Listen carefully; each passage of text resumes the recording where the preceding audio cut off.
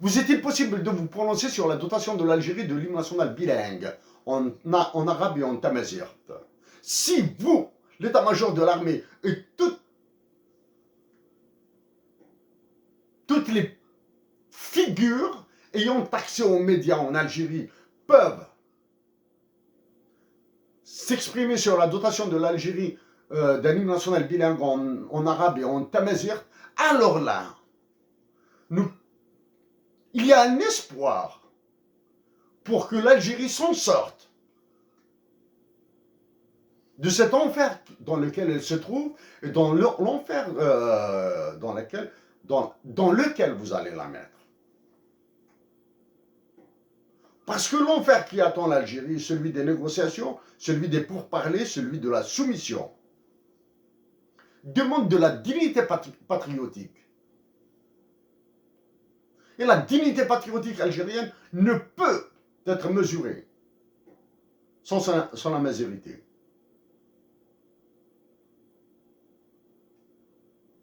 Et la majorité de l'Algérie ne commence par sa dotation d'un hymne national bilingue et non pas par l'enseignement de tamazight en Kabylie.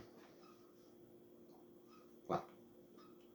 Et la dignité patriotique de l'Algérie commence par le respect de la Kabylie et non par cet exercice de pression fasciste sur la Kabylie.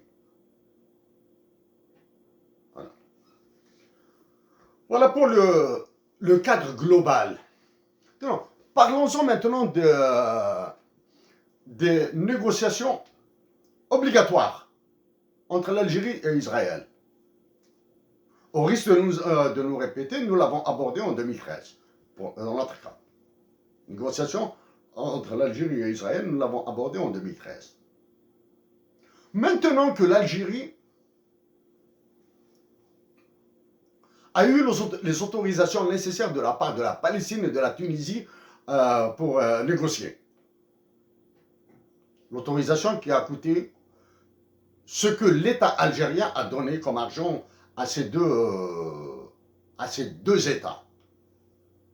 À l'État représentant les Palestiniens et à l'État représentant les Tunisiens. Vous avez eu les autorisations nécessaires. Allez-vous annoncer les négociations avec Israël juste après la signature de la loi des finances? Alors que nous pensons que des discussions, des pourparlers secrets ont déjà commencé.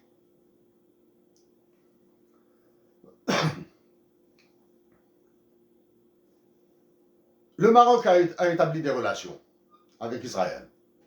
D'autres États arabes, en pensant à l'Égypte, ont établi des relations avec Israël. D'autres, des pays du Golfe, ont établi des relations avec l'État d'Israël.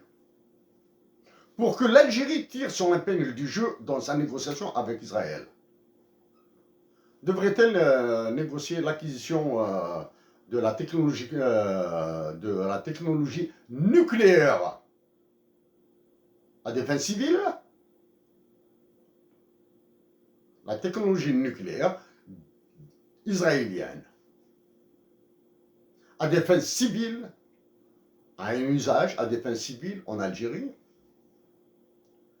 Si l'Algérie arrive à arracher l'accord sur l'usage de la technologie civile, la technologie nucléaire à des fins civiles en Algérie, l'Algérie aura